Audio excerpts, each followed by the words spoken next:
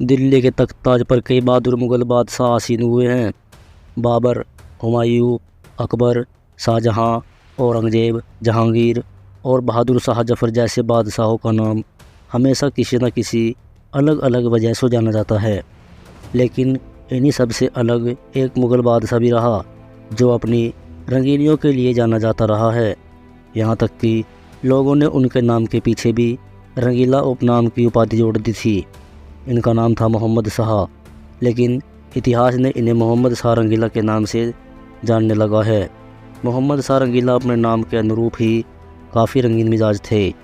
औरंगज़ेब की मृत्यु के बाद रंगीला ने कलाकारों को प्रोत्साहन करना शुरू किया। रंगीला खुद रंगीन मिजाज का था। यही नहीं, वो जंगलों में युवतियों की ड्रेस पहनकर जाता था। कई बार तो दरबार में भी वो युवतियों के कपड़े पहनकर या फिर नंगे ही आ जाता था और दरबारियों को भी नग्न होने के लिए कहता था। रात को भी सोते वक्त वो खुले आंगन में ही नंगा ही सो जाता था।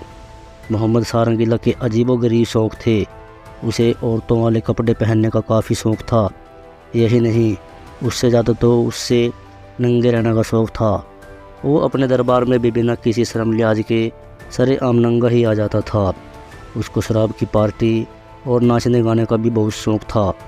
उसके दरबार में शाम होते ही नाचने गाने और सैर व शायरी करने वालों का तांता लग जाता था, जिससे खुश होकर मोहम्मद शाह रंगीला खूब धन दौलत उड़ाता था। ये सभी कहा जाता है कि मोहम्मद शाह रंगीला नए नए पकवान, फल फ्रूट, मेवे और पान खाने का भी शौकीन था। ये वही मुग़ल बादशाह है जिसने नादिर शाह को कोहिनूर हीरा भेंट कर दिया था। दरअसल रंगीला की एक रखेल भी थी जिसका नाम था नूरबाई। नादिर शाह ने जब मुग़लों की सल्तनत को बंदी बनाया तो नूरबाई ने नादिर शाह से भी साठगांठ कर ली और उसी ने नादिर शाह को बताया कि बादशाह ने कोहिनूर को अपनी पगड़ी में छुपा रखा है। नादिर शाह ने पगड़ी बदल रस्म के बहाने कोहिनूर को अपने कब्जे में कर लिया। बेतहाशा शराब पीने और अफीम की लत ने मोहम्मद शाह को अपनी सल्तनत की ही तरह अंदर से खोखला कर दिया था। इसलिए उनकी छोटी ही उम्र रही। अभी उनकी उम्र 46 ही वर्ष थी कि एक दिन अचानक गुस्से का दौरा पड़ा। उन्हें उठाकर हयात बख्श बाग में भेज दिया गया। लेकिन ये बाग भी बादशाह की ज़िंदगी की घड़ियाँ लंबी नहीं कर सका और वो सारी रात बेहोश रहने के बाद अगले दिन चल बसे।